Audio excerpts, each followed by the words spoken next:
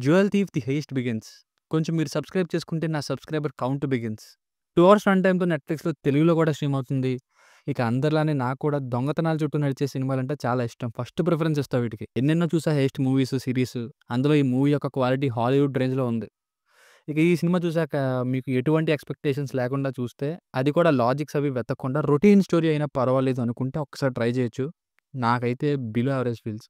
కొత్తదనం ఏం లేకపోగా థ్రిల్స్, ట్విస్ట్‌లు ఏం వర్కౌట్ అవ్వలేదు. అసలు పెద్దగా లేనే లేవవి. ఉన్నవి కూడా ఎక్స్‌పెక్టెడ్‌వే. లాస్ట్‌లో హీస్ట్ కంటిన్యూస్ అని వేశారు. బట్ నెక్స్ట్ పార్ట్ కోసం వెయిట్ చేసేంత డ్రామా అయితే జరిగి అంత ఇంట్రెస్ట్ అయితే కలగలేదు. అదే 'వజ్రం' దొంగతనం ఒక విలన్ హీరోని బ్లాక్‌మెయిల్ చేసి ఆ వజ్రాన్ని దొంగలించమని పంపించడం. చివరికి మీరు ఎక్స్‌పెక్ట్ చేసేదే జరగడం. ఇక ఇందులో ఆటలో అరటిపండులాగా హీరోయిన్ రోలు. అదే ఏళ్ల తరబడి రుద్ది బాధేసిన స్క్రీన్ ప్లే. అంతే. సరే ఇంక నరేషన్ అయినా ఏమైనా కొత్తగా బావుందా అంటే ఒక్క దొంగతనం గూడా చేయడం చూపించకుండా మాటల్లోనే హీరో దొంగ అని చెప్పేసి, అసలు హీరో దొంగతనం ఎప్పుడు చేస్తాడని ఇంటర్వెల్ వరకు వెయిట్ చేస్తే ఇంటర్వెల్‌కి ఇలా స్టార్ట్ అయ్యేలోపే ఎండ్ అయిపోయిన ఫీలింగ్. ఇక ఫస్ట్ హాఫ్ అడ్జస్ట్ అవుతూ అలా అయిపోయింది. ఇక సెకండ్ హాఫ్‌లో దొంగతనం మొదలైంది. కానీ అది ఒక పావుగంట మాత్రమే ఫ్లైట్‌లో. అది కూడా అసలు లాజిక్స్‌నే ఉండని ఓవర్ ద టాప్ సీన్స్‌తో సింపుల్‌గా 500 క్రోర్స్ విలువ గల డైమండ్ దొంగతనం. ఇది ఈ సినిమా చూసాక నా ఎగ్జాక్ట్ ఫీలింగు. మోరోవర్ నాకెందుకు పెద్దగా ఏమి అనిపించలేదు అనడానికి ఇదంతా కారణం.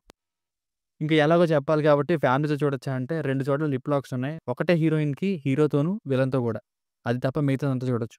ఇక ప్లస్ పాయింట్స్ విషయానికొస్తే రిచ్‌గా ఉంటుందండి ఫిల్ము. విజువల్లీ సూపర్బ్ అంతే. బీజీఎం కూడా పర్లేదు. అండ్ ఫ్లైట్‌లో దొంగిలించే సీన్ ఒకటి ఆ 15 నిమిషాలు పర్లేదు.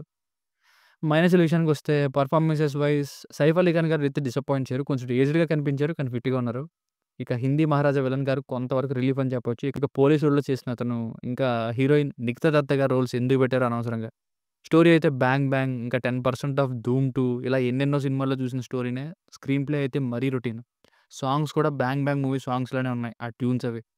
హీరో ఎంత పవర్‌ఫుల్ దొంగో అసలు హీరో ఎందుకు దొంగ అని మనం నమ్మాలో ఒక్క డీటెయిలింగ్ సీన్ కూడా వేయలేదు. ఏదో చిన్న చిన్న over the top scene escapes అవి అవుతూ ఉంటాడంతే. లాజిక్స్ ఉండవు. సింపుల్‌గా జరిగిపోతాయి అన్నీ గూడా. సెక్యూరిటీ టైట్‌గా ఉండదు. సో, ఫైనల్‌గా మూవీ వర్డిక్ట్ ఏంటంటే 500,00,00,000 విలువ గల రెడ్స్ అండ్ డైమండ్‌ని దొంగలించడం అనే స్టోరీ చుట్టూ తిరిగే ఈ సినిమా అంతే విలువ గల ట్రీట్‌మెంట్ అయితే లేదు. కానీ చాలామంది దొంగతనాల బ్యాక్‌డ్రాప్‌తో వచ్చే సినిమాలను ఇష్టపడతారు కాబట్టి వాళ్ళు ఎటువంటి ఎక్స్‌పెక్టేషన్స్ లేకుండా చూస్తే ఒకసారి ట్రై చేయొచ్చు. Routine but can try without any expectations. దీనికి రేటింగ్ వచ్చేసి ఇది నా ఒపీనియన్ 2.55. మీకు ఏమైనా వర్క్ నచ్చినట్లయితే మరిన్ని రివ్యూస్ కోసం మన ఛానెల్‌ని సబ్స్క్రైబ్ చేసుకోండి. Thank you.